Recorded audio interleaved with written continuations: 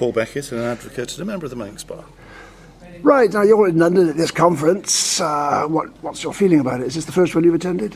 First one of the Tax Justice Network, that's right. Right. And I'm here to talk about beneficial ownership avoidance. Beneficial. You're going to talk on that? You're going to speak on that? Oh, that'll be interesting. This afternoon, yeah. All right. Obviously, it's been going on a long time with the Channel Islands and the Isle of Man. You had the revestment in 1765 in the Isle of Man to try and stop the smuggling, but it all came back again, and now this, to my interpretation, is the modern equivalent. It's finance business. What's the mainstay? What's the main thrust of the business that you've got in the Isle of Man? What are the people there for?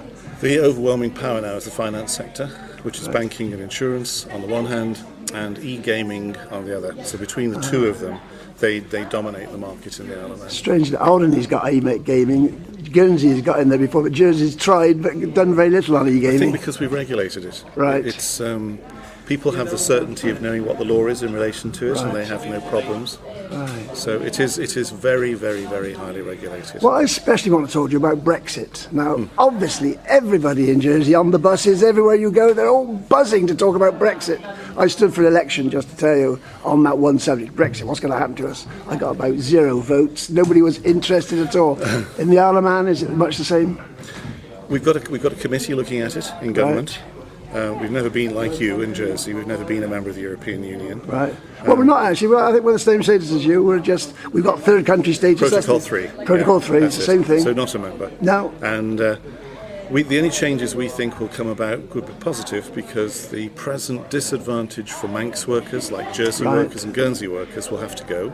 So either we all have rights, all of us have rights in the European Union states for Medicare, for example, medical care, right, or we don't. Right. But I suspect that everybody will be put on a level playing field. So in fact, Brexit, in equalising the United Kingdom and the Isle of Man's relationship with the European Union and Jersey and Guernsey, is going to do us all a lot of good. Because you have got a work permit law there. And it has been tested at Europe many years ago.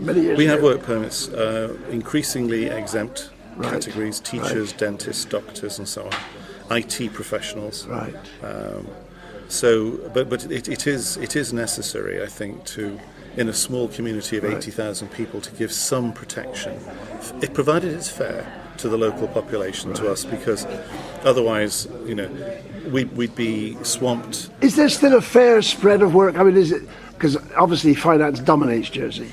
Well, agriculture's dying.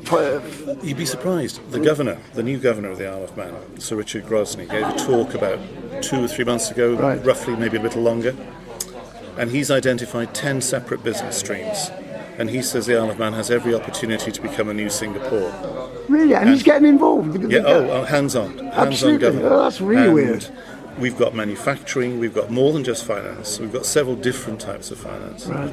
Manufacturing, intellectual property, biomed is the latest thing people want to do. There's also the clean industries, like bringing intellectual property to the Isle of Man. It isn't about tax. Right.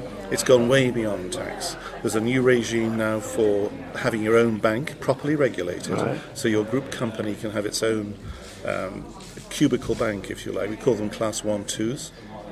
They don't point to the customers, they don't point to the people as an ordinary bank would do, but they point to the high net worth individuals, or they just serve the banking needs of their own company. There's quite a populist anti-immigrant feeling in Jersey, because obviously the people who've got the endorsement in their passport now will lose that, so they won't be easily identified in the future. Are you a true Jerseyman or are you not?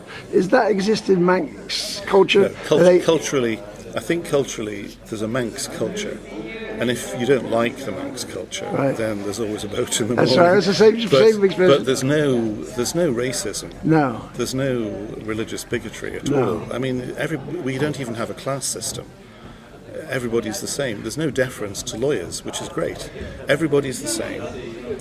Some people are richer than others, some people poorer than others, and we do have a problem with the poorer community who tend to be excluded from some of the aspects of the finance sector, for example. But these other industries should help. Right.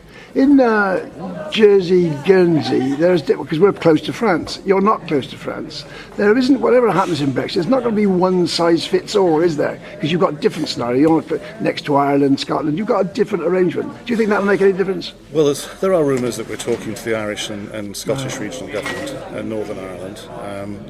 But I think the thing it's the same with your island and Jersey. If you're a small island, it's just common sense to be courteous to large neighbours. And we're not going to be at the negotiating table, but we hope that the role that we play will be recognised, and the fact that you don't want to plunge these 3 islands, well, the whole of the Channel Islands, more than 3 I appreciate in the Channel Islands, into poverty.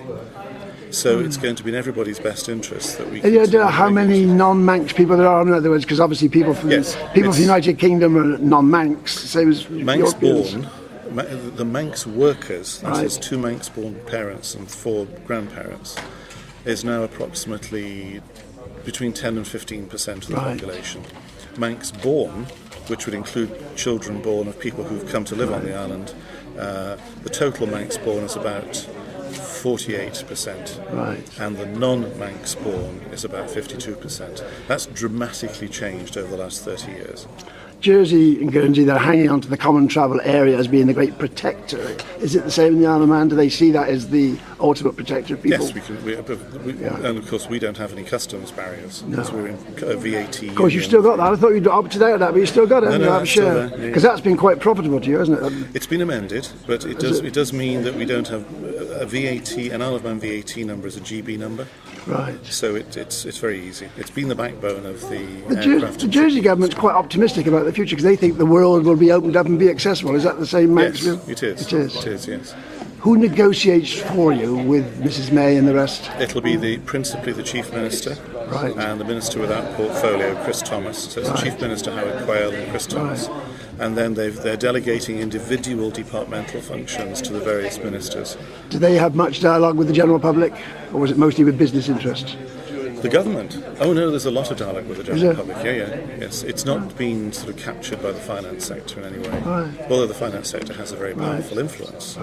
But no, I mean, yesterday, we're filming this on the 6th of July, and yesterday was the 5th of July, which is the Manx National Day. Oh, is it really? Tynwald Day, when all the laws are proclaimed to the people in the open air, and everybody dances and sings, and the bands march, and the people process. No, and they've done that without a break since the earliest recorded session was 979 AD, and it's never had a break. So I think we've got no problem with. In a word, optimistic for the future? Yes.